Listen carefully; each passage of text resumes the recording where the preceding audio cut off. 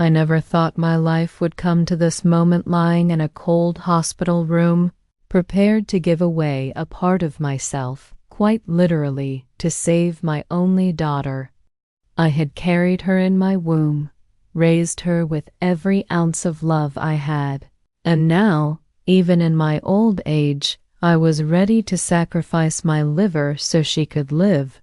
But just seconds before the surgery, my grandson walked in, trembling, his little voice carrying a truth that shattered everything I believed in. Before we continue, kindly hit the subscribe button, leave a comment below, and let me know where you're watching from. Have you ever been betrayed by those you loved most? Share your story below. I was in the kitchen that morning, the smell of chamomile tea filling the air, when the phone rang. It was the kind of ring that makes your heart stumble before you even pick up. My hands were damp from rinsing the dishes, and as I reached for the receiver, a strange heaviness pressed against my chest, as if my body already knew what was about to happen. "Mrs. Alvarez?" A firm yet hesitant voice asked. "We're calling from St. Mary's Hospital. It's your daughter. Her liver is failing." "She doesn't have much time." "You're the only viable donor," the room spun. For a moment, I thought the line had gone dead because all I could hear was the sound of my own shallow breathing. My daughter, my little girl, the same girl I once held against my chest when she had fevers that lasted through the night. The one whose tiny hand used to wrap around my finger as if I was the only anchor in her world. And now, she was dying. I sank into the nearest chair, the wood creaking under me. My knees felt as if they'd vanished, replaced by water. Fear clawed at me, whispering of surgical risks, of my age, of the frailty I had learned to hide with every slow step I took around the house. But louder than fear was the instinct, immediate, unshakable. A mother doesn't weigh options when her child's life hangs in the balance. She leaps, she gives. "I'll do it," I heard myself say before the doctor had even explained the details. My voice cracked, but my decision was solid. "Test me. Take whatever she needs." The words left my lips like a vow, heavy and irreversible. When I hung up, the silence in the house felt unbearable. The ticking clock seemed to echo through every corner, each tick reminding me of the seconds slipping away from her life.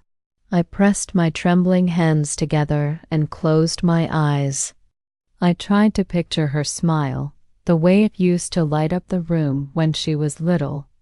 Instead, an unsettling image came: her grown-up face, distant, cold, a wall between us that had been building for years.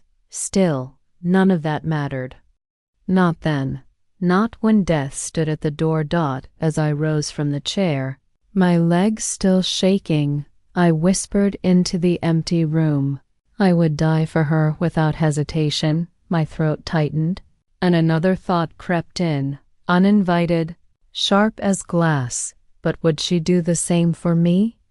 The night after the hospital call, I couldn't sleep. Every time I closed my eyes, I saw her, my daughter, pale and fragile, waiting for me to save her. And as I lay awake, the memories came rushing back like waves crashing against the shore. I remembered those first years after her father walked out. I was barely 30, left with nothing but a baby in my arms and rent overdue. The world didn't wait for me to grieve. It demanded I fight. So I fought. I worked the morning shift at the diner, pouring coffee with a smile I didn't feel, and then rushed across town to scrub floors in an office building until midnight. By the time I carried her home, my body felt broken, but seeing her tiny chest rising and falling in sleep stitched me back together. And when even those jobs weren't enough, I learned to sew. Old machines rattled in my tiny apartment as I turned scraps of fabric into dresses and curtains. My fingers bled from the needles, the lamp burned until dawn, but the coins in the jar slowly grew. They bought milk, shoes, and sometimes even a doll to make her smile. I never ate until she was fed. There were nights I went to bed with an empty stomach, my bones aching with hunger, but I told myself it was worth it. She would never know what it felt like to go without. Every sacrifice was a silent promise. She will have more than I ever had. And she did. School trips, music lessons, birthday cakes with candles, I made them happen. Even if it meant walking in worn shoes or patching the same coat year after year. I remember one particular night when she was about 8. We were sitting at the small wooden table, a pot of soup between us, thinner than I would have liked. She looked at me with those big eyes, full of innocence, and said, "Mama, when I grow up, I'll always take care of you. I'll make sure you never have to worry again." Those words warmed me more than the soup ever could. I clung to them like a sacred vow, a future repayment for every sleepless night, every skipped meal. But now, lying in my bed decades later, I couldn't help but wonder, did she mean it? Or were they just words spoken by a child who didn't yet know the weight of promises? If there is one light that has never dimmed in my life, it is my grandson. From the moment I first held him, his cheeks soft as rose petals, his tiny fists curled in protest at the world, I knew my heart had found a new rhythm. He grew into my shadow, always trailing behind me with a book in his hand or questions tumbling out faster than I could answer. Unlike his parents, who often rushed through life with sharp words and busy schedules, he lingered. He lingered in the kitchen when I cooked, listening to stories of my childhood. He lingered on the porch beside me, watching the stars, asking if they could hear our wishes. He lingered at my side in the quiet moments when my bones ached, slipping his small hand into mine as if to hold me together. He is shy, my boy, never loud or reckless. His eyes have always been pools of thought, too deep for his age, too knowing. Sometimes I wondered if he carried not just his own burdens but mine as well. When I laughed, he laughed with me. When I sighed, he tilted his head, studying me with that careful gaze, as though memorizing every crack in my soul. And he trusted me. More than once, he crept into my room late at night, his voice hushed, confessing fears about school, friends, and the heavy silences in his home. He'd whisper, "Grandma, you won't tell, right?" I'd nod, sealing his secrets like treasures. In those moments, I wasn't just his grandmother. I was his safe place, his refuge from storms he was too young to weather. His presence was my balm. In the hospital halls, where despair clung to the walls like a bitter perfume, his soft footsteps beside me reminded me that love could still be pure. When my heart trembled with fear of the surgery ahead, his hand in mine steadied me more than any doctor's reassurance. But lately I've noticed something new in him. His laughter doesn't come as easily. His shoulders are tense, as though bracing for words that never leave his lips. And those eyes, those tender, loyal eyes, now flicker with shadows. He looks at me, starts to speak, then swallows his voice as if the truth might burn us both. I know that look. I've seen it in mirrors, in the silence of my own betrayals. My grandson is carrying a secret, and I can feel it pressing against the walls of his heart, begging to be set free. Chapter 4. The silent hospital room. The hospital room smelled of antiseptic, sharp and sour, clinging to the back of my throat. Machines hummed faintly in the distance, their steady rhythm a cruel reminder of fragility. A nurse wheeled in a tray of vials and needles, her shoes squeaking softly against the floor, and I sat there, hands folded in my lap, trying to steady my breathing. I expected my daughter to be by my side, her hand resting over mine, whispering thank yous through tears. That's what I imagined, what any mother would imagine after deciding to hand over a piece of her body, her very life, to save her child. But she wasn't there. She stood by the window, phone pressed to her ear, her face turned away from me as if the wall outside was more important than the woman about to bleed for her. Her voice was low, clipped, almost impatient. No tremble, no gratitude. Just business. The nurse glanced at her, then at me, and I caught a flicker of something in her eyes. Pity, perhaps. Or confusion. She tightened the strap around my arm, preparing to draw blood, while papers shuffled in the hallway. Signatures, consents, numbers that turned my love into a transaction. I swallowed hard, forcing myself to focus on my breathing in, out. The air felt heavier in that room, like the walls were holding their breath with me. My mind wandered back to nights when she was a little girl, when even the thought of her pain would undo me. I remembered cradling her after nightmares, whispering promises I swore I'd keep, that I'd always be there, that nothing would ever harm her. And now here I was, living proof of that vow, even if it meant shortening my own days, yet she didn't look at me. Not once. My daughter, my blood, my only child, kept her distance as though the sacrifice was expected, not cherished. Then, as the nurse left, the sound carried clearer. My daughter's muffled laughter slipped through the space between words. Laughter, not relief from fear, not the brittle laugh of someone clinging to hope, but a laugh with weight behind it.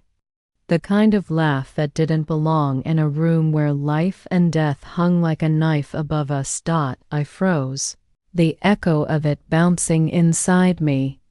Relief, that's what it sounded like. Not desperation, not gratitude. Relief. And in that instant, a chill ran down my spine. Relief from what? That laughter clung to me long after the phone call ended. It burrowed into my chest like a splinter, impossible to ignore. And as I lay back on the stiff hospital bed, my mind began to wander backward, against my will, dragging me through moments I had once buried beneath excuses. I remembered the time I fell ill with pneumonia. My body was weak, coughing tearing at my lungs, and all I wanted was the comfort of my daughter's voice. She visited once, briefly, sitting on the edge of my bed with her arms folded. I asked if she could make me tea. She sighed, checked her phone, and said she was too busy. I told myself it was stress, that she had work, a husband, responsibilities. But the truth was, I had never felt so small, so invisible in her presence. Another memory surfaced, one I thought I had forgiven. I had been saving money, little by little, tucking it away in an envelope hidden in the dresser. It was meant for emergencies, maybe even a small trip someday, a dream I had whispered to myself when the nights grew long. One afternoon, I found the envelope half empty. When I asked her, she looked me in the eye and said, "Mama, don't be ridiculous. You probably counted wrong." I wanted to believe her.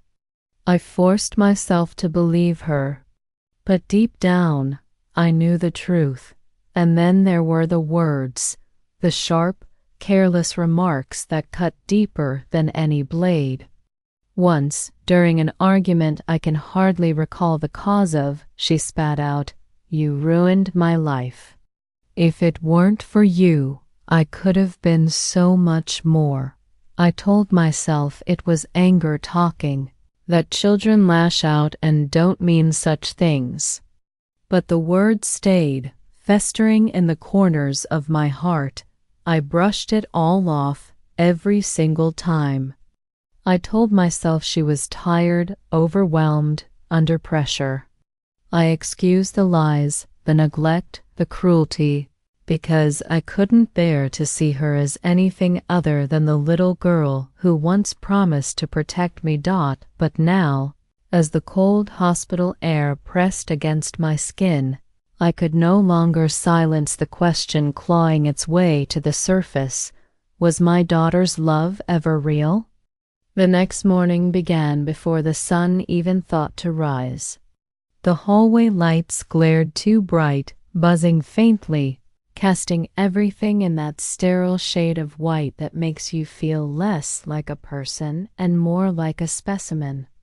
A nurse wheeled me to a small examination room where the air was cold enough to make my hands tremble. They pricked me with needles, tube after tube of blood sliding away from me into vials. My skin burned where the tape held the IV in place. Every consent form they placed before me felt heavier than the last. Pages full of medical words, risks written in neat black ink, signatures demanded without hesitation. I signed them all, not because I wasn't afraid, but because my daughter's life was on the other side of those lines. I thought she might sit with me, maybe squeeze my hand, remind me that I wasn't alone in this. But she didn't. She stood near the door, her arms folded, her eyes scrolling across her phone. Each time the pen scratched across the paper, I waited for her to look up, to whisper, "Thank you, Mama," but the words never came.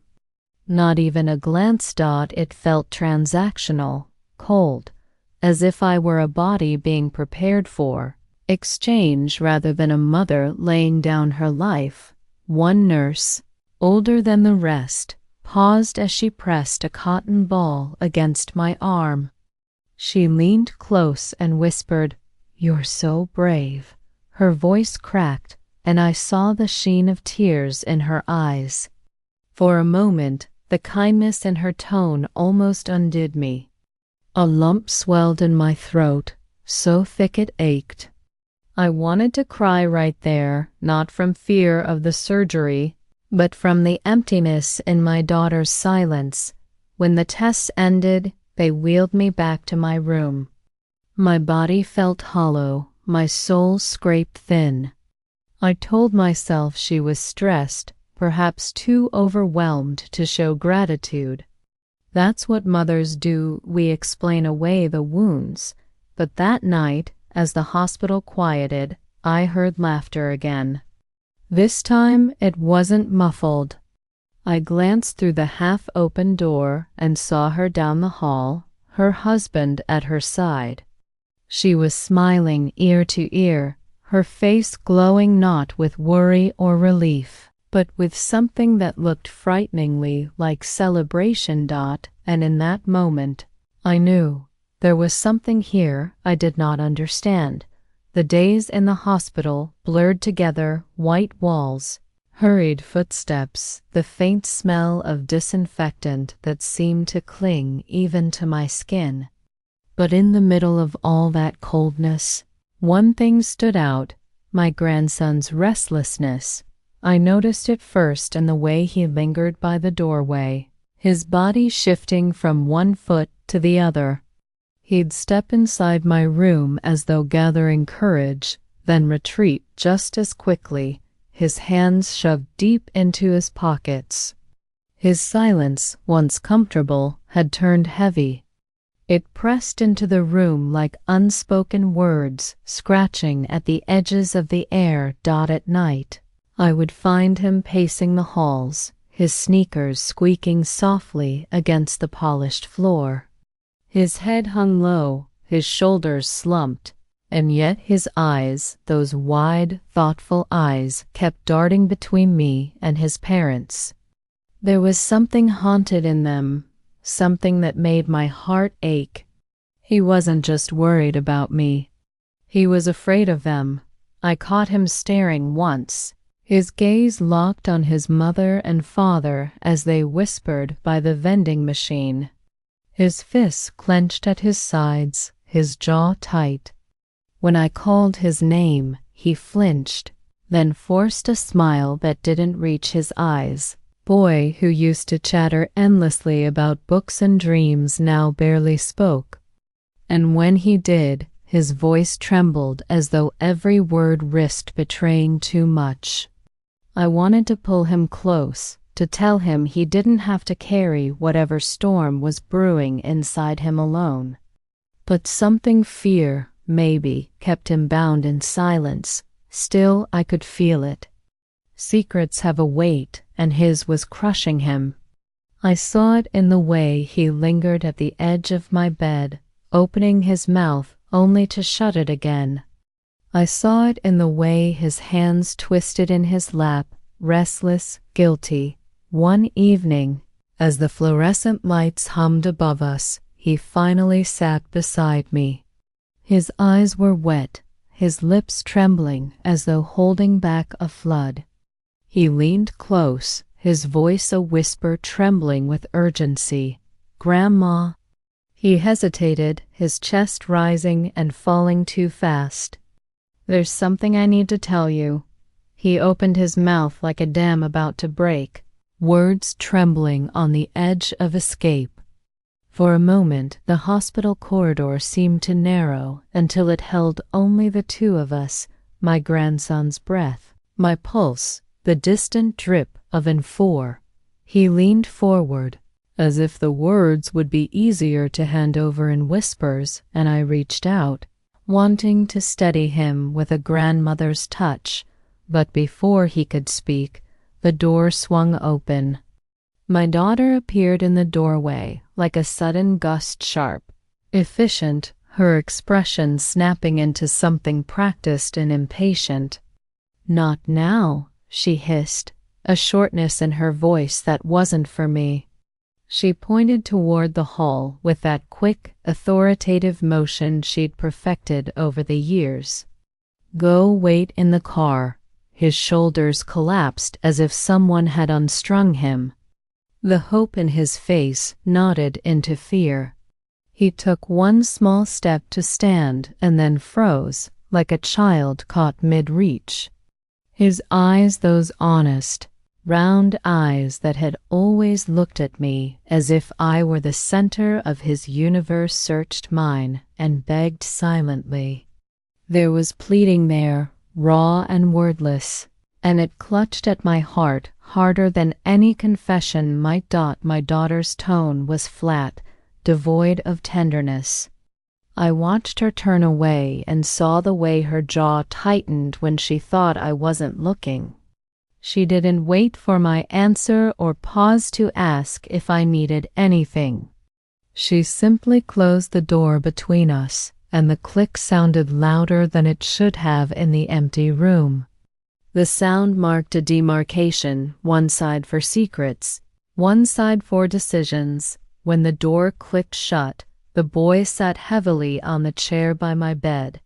He folded his hands together as if trying to fence his words behind them. The hospital lights hummed on, indifferent, and the antiseptic smell pressed in, making my throat dry. He swallowed. I could hear him working through what he wanted to say. Each gulp was a small, painful negotiation. I tried to tell her, he finally whispered, voice rough. I tried so many times. He looked down at his hands, numb and small in the harsh light. But his voice broke, and he shook his head as if that would dislodge whatever weight he carried. I traced the scar on my palm with my thumb, a nervous habit I had when words felt too dangerous. Thoughts tumbled through me: anger, protectiveness, a slow, growing dread. If there was anything he needed to say before I went under the knife, I had a right to hear it. I had carried him, dried his tears, and shown him the names of constellations when sleep refused him. There was no secret too heavy for us to share. He raised his eyes to mine once more, and something in them broke open, spilling a truth he could not keep contained any longer. I leaned in, breath held, every muscle waiting. If I'm about to give my life, I told myself, steadying my voice so it wouldn't tremble, I deserve to know what he's hiding. His restless silence kept echoing in my mind long after he'd been sent away. The weight of it pressed against my chest until it dragged me somewhere I didn't want to go, backward, into the folds of memory. To a night I had tried for years to bury. It was late, maybe 11, when my daughter stormed into the small kitchen of the apartment we once shared. She was 17, furious about something I can't even remember now, perhaps a curfew, perhaps money I couldn't provide. But the words that spilled out of her that night are carved into me, sharp as glass. "You've held me back my whole life," she shouted, her face red, her fists clenched. "If it weren't for you, I'd already be free. You ruin everything, Mama, everything." I stood frozen, dish towel still in my hands, my heart cracking with each word. She was my whole world, the reason I worked myself to the bone, the reason I endured loneliness and hunger. And yet, in her eyes that night, I wasn't a mother. I was a chain around her neck. I tried to respond, but the words caught in my throat. My voice trembled when I whispered, "I only ever wanted the best for you." Her laugh was bitter, cruel, the kind that slices deeper than a scream. "No, you wanted me to need you forever."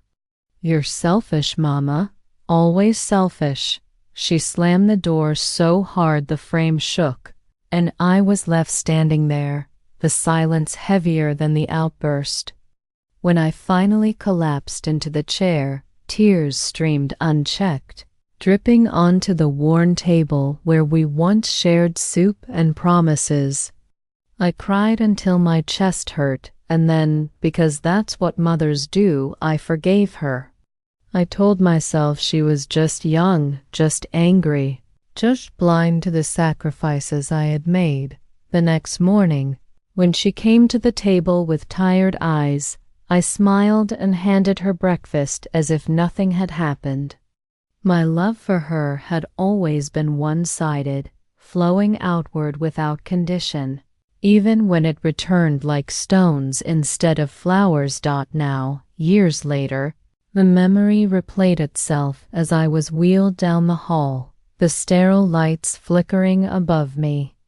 My stomach twisted, not just from fear of the surgery, but from the echo of that night, her words stabbing fresh wounds inside me.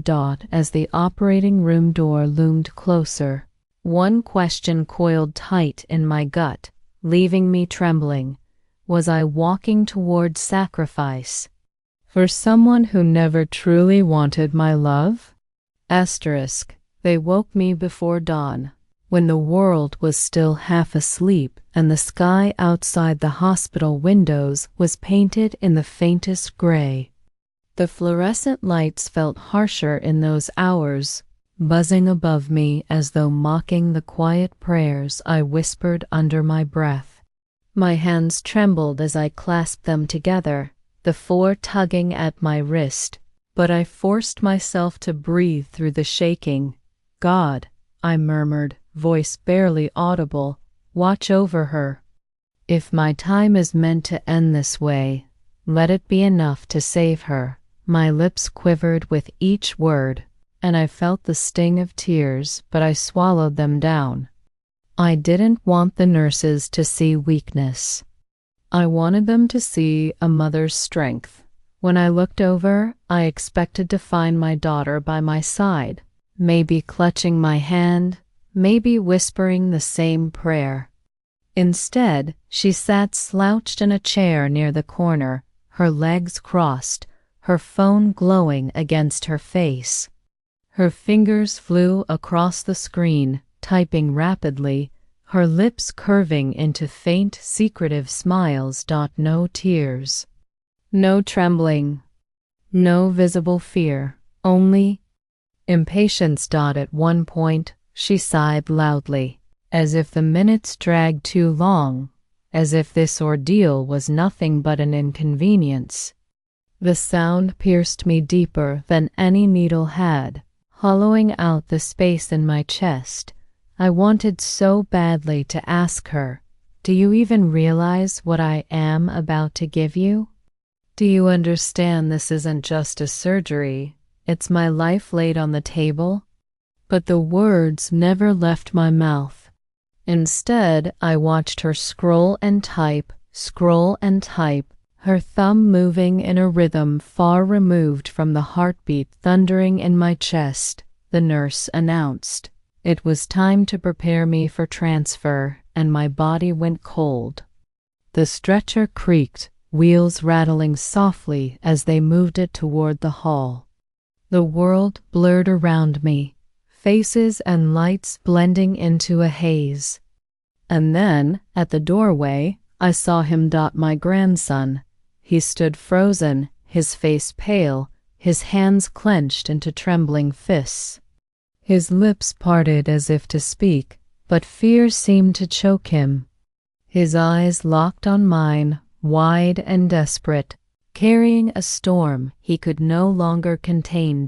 In that moment, I knew wouldn't hold it in much longer. The stretcher rattled softly beneath me as the nurses pushed me down the sterile hallway. The ceiling lights flickered past one by one, bright, unfeeling squares like a countdown I couldn't stop. My fingers gripped the thin hospital blanket, knuckles white, heart pounding so loud I swore it drowned out the wheels. The doors to the operating room loomed ahead, tall and gleaming, as if I were being ushered toward some irreversible destiny. I whispered one more prayer, so faint it barely escaped my lips. Let her live. Let this not be in vain. Just as the doors began to swing open, a voice shattered the sterile hush of the corridor. "Grandma, don't do it." The cry was raw, desperate, my grandson's voice, breaking through the stillness like thunder in a clear sky. Nurses paused, startled, their hands frozen mid-motion. The anesthesiologist turned sharply, frowning. Even the beeping machines in nearby rooms seemed to stutter in the silence that followed. I lifted my head as much as I could, straining to see him. He was running toward me, cheeks flushed, eyes wild with panic. His sneakers squeaked against the polished floor, his breaths coming fast and uneven. "Stop!" he shouted again, his voice cracking under the weight of something unbearable. He pushed past the nurse who tried to hold him back, his small hands gripping the edge of my stretcher like it was the last lifeline between us. "Grandma, please, don't do it. She doesn't deserve it." The words struck harder than any scalpel ever could. Around us, the hallway stilled completely. My daughter appeared at the far end, her face draining of color, her mouth opening and closing soundlessly. Time itself seemed to hold its breath. My grandson's chest heaved as he clung to me, his eyes brimming with tears that refused to fall. His voice trembled, but his resolve was unshakable. She doesn't deserve your sacrifice. The air grew heavy, each second stretching unbearably. My hands trembled as I reached for him, but fear gripped me, fear not of the surgery, but of what truth was clawing its way out of him. Then, in a voice barely steady, he dropped the words that cracked the world open around. M.E. She's been lying to you this whole time. The corridor seemed to shrink around us, the walls closing in as my grandson's words echoed through the sterile air. She's been lying to you this whole time. My chest tightened, my breath shallow, as though my heart already knew the shape of the blade about to pierce it. Nurses exchanged confused glances. The anesthesiologist cleared his throat, impatient, but my grandson pressed on, his small hands gripping the rail of my stretcher with a desperation that made my soul ache. His voice trembled, yet there was no hesitation now. They don't want to save her. Grandma, he blurted, tears spilling freely. Mom and Dad, they planned this. They've been talking about it for weeks when they thought I was asleep.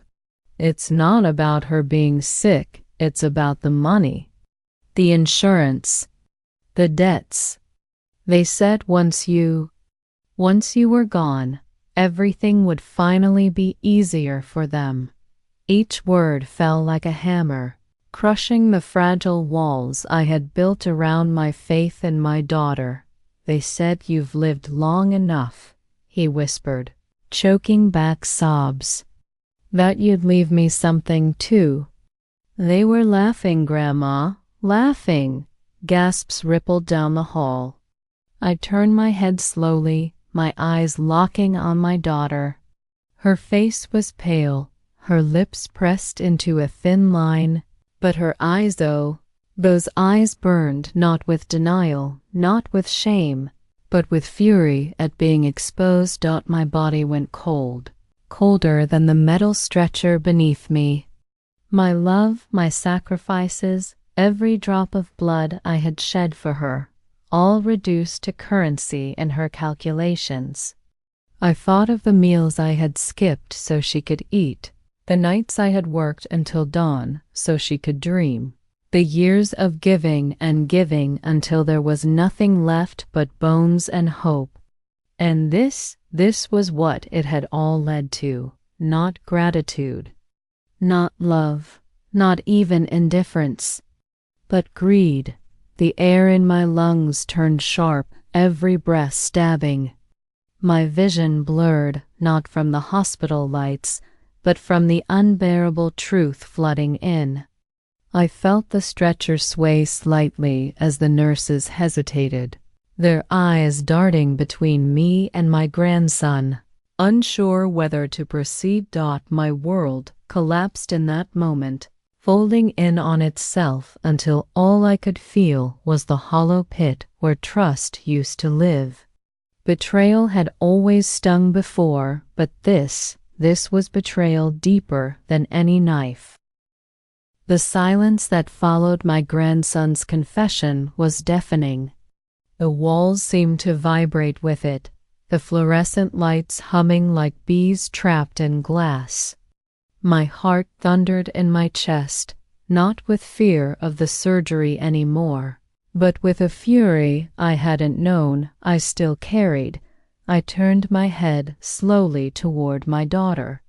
"Tell me he's lying," I whispered, my voice brittle but sharp enough to cut through the air. "Tell me my own flesh and blood wouldn't plot my death." For a fleeting second, her expression wavered. Then, like a mask dropping, her face hardened. The sweet facade she wore in public dissolved, revealing something cold, something merciless. Her jaw tightened, and a cruel smile tugged at the corner of her lips. "You wouldn't understand," she said flatly, her voice low but steady. "You've been in the way my whole life, Mama, always hovering, always reminding me of everything I owe you. I'm tired of it, tired of you." The words sliced through me, but she wasn't finished. "You think your sacrifices made me grateful?" she hissed, her eyes flashing. "No, they made me resent you. Every dollar you spent, every story you told about how hard you work, it was all to keep me tied to you.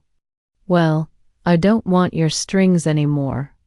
I want what's mine, the money, the inheritance, and yes, your liver too.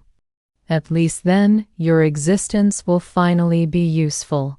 Gasps spread among the staff, but she didn't flinch. Her husband stood behind her, his silence an admission of guilt. My grandson's sobs filled the hall, and I felt his tiny hands trembling against mine. I stared at her, this woman I had brought into the world, the child I had clothed, fed, and loved with every fiber of my being. I searched her face for some trace of the girl who once promised to take care of me, some flicker of remorse, but all I found was entitlement. Sharp and unyielding dot, my lips trembled as I finally spoke, my voice breaking under the weight of sorrow. "I would have given you everything," I whispered, each word heavy with the truth of a lifetime, "but you chose to take my soul." Her eyes narrowed, but I no longer saw my daughter standing before me. I saw a stranger. Chaos erupted in the hallway. Nurses moved quickly, pulling the stretcher back from the operating room doors. The anesthesiologist barked questions, his clipboard forgotten at his side. A few orderlies rushed forward, trying to keep order as if the truth could be tamed with protocol and paperwork. I broke then. The tears I had been holding back for days poured freely, my body trembling with each sob. I clutched at the thin blanket covering me, trying to hold myself together as if fabric could stop a soul from shattering. My cries weren't for the surgery or the fear of death. They were for the years wasted believing I was loved. My daughter's voice rose above the din, sharp and shrill. "She's confused. She doesn't know what she's saying. This is stress talking." Her husband chimed in, his words slick with desperation. "We only wanted the best for her. You're twisting everything." But their excuses rang hollow, empty echoes bouncing off the sterile walls. I looked at them through blurred vision, and all I saw were strangers wearing my blood. Through the noise, I felt small arms wrap around me. My grandson pressed himself against the side of the stretcher, his tears hot against my skin. "Don't do it, Grandma," he pleaded, his voice cracking. "Please, live for yourself. Don't give them what they want. Don't leave me." His grip was fierce, unyielding, as though he could anchor me to this world with love alone. And perhaps he could. For the first time, I realized that not all of my sacrifices had been wasted. There was still one pure bond, one heart that beat for me without demand or condition. The shouting of my daughter faded into background noise. The tug of my grandson's hands, the desperation in his eyes, that was the only truth I needed. I drew in a shaky breath, lifted my head, and wiped at my tears. My voice came out soft but steady, words born of a lifetime's breaking point. "No more," I whispered, the sound trembling through the stillness that followed. "I choose myself this time." The papers lay before me, a stack of forms that had once felt like a lifeline for my daughter. Now they looked like shackles. The pen trembled in my hand, but my heart was steady for the first time in years. "I won't go through with it," I told the nurse, my voice hoarse but firm. The words surprised even me, but they rang with a finality that no one could challenge. My daughter lunged forward, her eyes blazing. "You can't do this. You owe me." Her voice cracked, rising to a scream that made heads turn down the corridor. "After everything I've given up for you, after everything I've done, how dare you walk away now?" I met her rage with silence. For once, I didn't shrink. I didn't explain. I didn't beg her to understand. I simply signed the form that released me from the surgery and handed the pen back to the nurse, who looked at me with quiet respect. My daughter's screams followed me as I swung my legs over the stretcher, shaky but determined. "You're betraying me," she shrieked. "You'll regret this, Mama. You'll regret it." Her husband tried to pull her back, muttering frantic half-excuses, but the words didn't matter anymore. None of it mattered anymore. I felt my grandson's hand slip into mine, warm and trembling. His eyes, wide with both relief and fear, searched my face as if to make sure I was truly there. I gave his hand a gentle squeeze. "Come on," I whispered. "Let's go home." We walked past the gaping nurses, past the glares of my daughter, past the doors that once promised sacrifice. Each step was heavy, but with every stride, the chains around my heart loosened. For the first time in decades, I wasn't moving for her, I was moving for me. When we pushed through the hospital doors, the cold night air rushed over my face. It filled my lungs so sharply I gasped. But then I breathed again, deeper, and it felt like freedom, raw and unfiltered, like tasting life anew. I closed my eyes, inhaling that freedom, and thought, this is what it feels like to finally choose myself. The days that followed felt strangely quiet, as though the world itself was holding its breath. I half expected my daughter to storm into my home, hurling accusations and venom, but she didn't. Instead, whispers reached me from neighbors, cousins, and old friends. Her secret didn't stay hidden for long. Stories have a way of unraveling when too many people hold loose threads. It began with a nurse, horrified by what she'd overheard, who confided in someone she trusted. Soon enough, the truth spread like wildfire. My daughter and her husband had schemed to use me, to strip me of what little life I had left, just to solve their debts. And when the truth spread, so did the judgment. Friends who once admired her kept their distance. Relatives who had praised her ambition now turned away, shaking their heads. Even the church community, which she had leaned on for appearances, closed its doors to her. Anger boiled in her, I was told. She shouted at anyone who dared question her, claimed it was all lies, that her son had been manipulated. But the harder she fought, the more isolated she became. And the debts, they didn't vanish with her excuses. Collectors still came knocking, louder and more frequent, their presence peeling back the last of her pride. For me, the shift was almost surreal. Where once I had been pitied, a frail old woman giving too much, people now looked at me with a kind of reverence. They saw me not as a martyr, but as a woman who had endured too much and finally chosen to stand.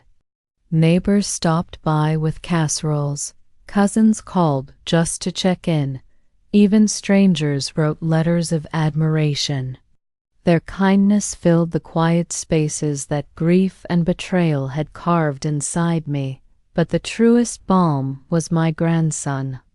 After the storm, he showed up at my door with a single suitcase and eyes full of both sorrow and hope. "Can I stay, Grandma?" he asked softly. I pulled him into my arms, and in that moment, I knew the answer had been yes long before he'd spoken. The house, once echoing with silence, found its voice again. His laughter at the dinner table, his footsteps on the stairs, the way he lingered in the kitchen to tell me about his day each sound stitched me back together. And as he settled into the spare room, I realized something profound. In losing the illusion of my daughter, I had gained the purest truth of all, a bond stronger than betrayal. It had been years since my kitchen smelled of simmering stew or freshly baked bread, but with my grandson living under my roof, the warmth returned. He would sit at the small wooden table, elbows propped up, watching me move about the kitchen as though each motion were part of some quiet ritual. "Grandma, you cook better than anyone," he'd say with that boyish grin, and I'd laugh, shaking my head. "Better than the chefs on TV?" I'd tease. His nod would be so solemn it made my heart swell. We found rhythm in the simplest routines. I stirred pots while he chopped vegetables, though more often than not, he sneaked pieces into his mouth when he thought I wasn't looking. After dinner, we lingered at the table, the dishes cooling while I told him stories of his mother as a child, the way she once begged for bedtime tales about brave queens and kind-hearted giants. He listened intently, not just to the stories, but to the pauses between them, to the lessons I tucked inside each memory. One night, after a long silence, he reached for my hand. His voice was soft, steady, but full of something far older than his years. "Thank you for choosing yourself, Grandma. If you hadn't, I don't know what would have happened to me." The words caught me off guard. My throat tightened, and I felt tears pricking my eyes. I had thought of saving her, my daughter, until it nearly killed me. Yet here sat this boy, my grandson, reminding me that love should never be a chain. It should never demand that we destroy ourselves to prove it. We laughed more in those weeks than I had in decades. He showed me the silly videos his friends made, tried to teach me how to use the latest phone app, and teased me gently when I couldn't figure it out. At night, the sound of his laughter echoed down the hallway, and for once my house felt alive. One evening, as I watched him leaning over his schoolwork, brows furrowed in concentration, the realization hit me with quiet clarity. Perhaps saving him his innocence, his future, his heart, was far more important than saving my daughter. At first, I thought it would only be me and my grandson against the world. But I was wrong. Word of what had happened traveled far, farther than I ever expected. It began with neighbors, the same ones who used to wave politely from their porches but never lingered. One morning, Mrs. Garcia from down the street knocked on my door with a basket of warm tamales. Her eyes shone with unshed tears as she said, "You're stronger than most of us could ever be." I hugged her, surprised at how deeply her words sank in. Soon, friends I hadn't spoken to in years appeared, carrying casseroles, flowers, or simply their presence. They sat at my table, their voices gentle, their ears patient. Some shared their own stories, whispers of children who had turned cold. siblings who had betrayed them, sacrifices that went unnoticed. Their pain mirrored mine, and suddenly I understood I wasn't alone. My heartbreak was part of a larger, unspoken truth that many carried in silence.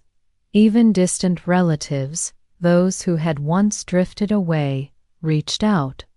Letters arrived in the mail, full of shaky handwriting and words of encouragement. One cousin wrote, "You gave everything, and yet you still stand. That's what makes you powerful, not weak."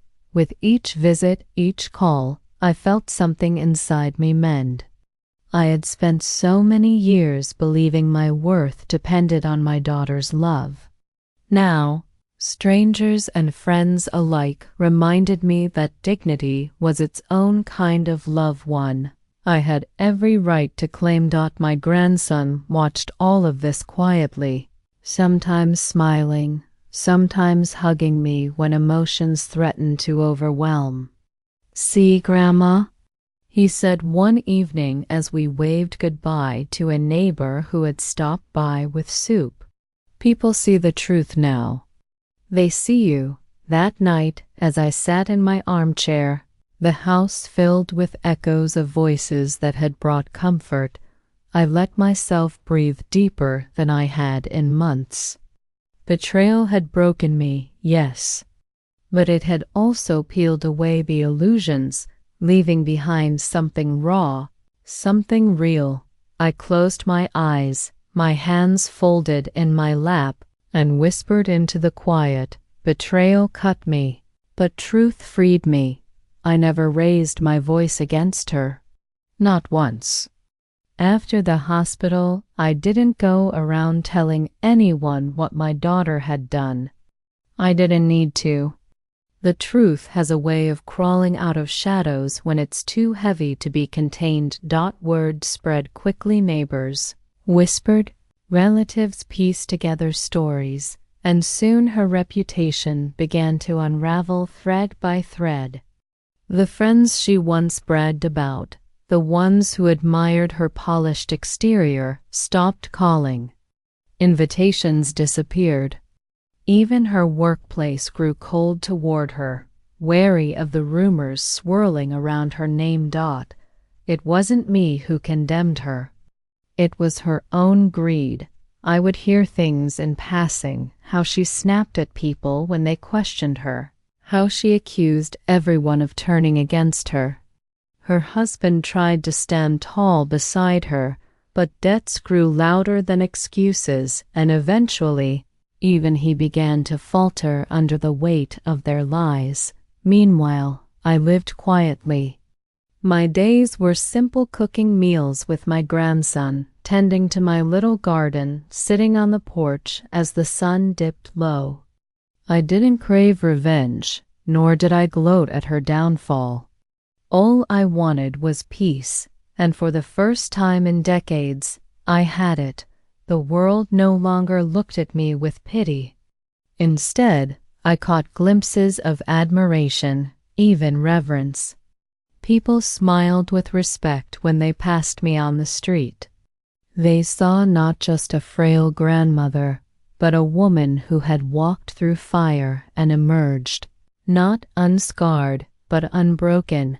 And my grandson, he thrived in the safety of our home. His laughter returned, bright and unburdened, and it became the sweetest sound to me.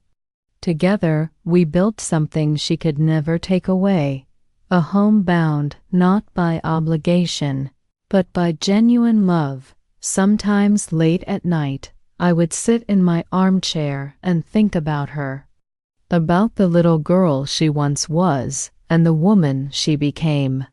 Sorrow always lingered, but I never let it harden me. She had chosen her path, and I had finally chosen mine. One evening, as the crickets sang outside and the house rested in quiet, I whispered to myself, I thought I lost everything, but I found myself again, and in that moment, I believed it. In the stillness of my home, When the lamps are dim and the world outside has gone quiet, I often find myself reflecting on everything that has passed. The betrayal, the hospital, the secrets torn open, it all feels like another lifetime now. And yet the lessons remain etched into me, as permanent as the scars I carry on my body and soul. Love, I've learned, is sacrifice. Every mother knows this truth. Every grandmother feels it deep in her bones. We give and give, often without hesitation, because that is how our hearts are wired. But there is a dangerous line, a line I cross too many times, where sacrifice turns into slavery. When your love is taken for granted, when your giving is expected instead of cherished, it stops being love and becomes a chain. For years, I let guilt blind me.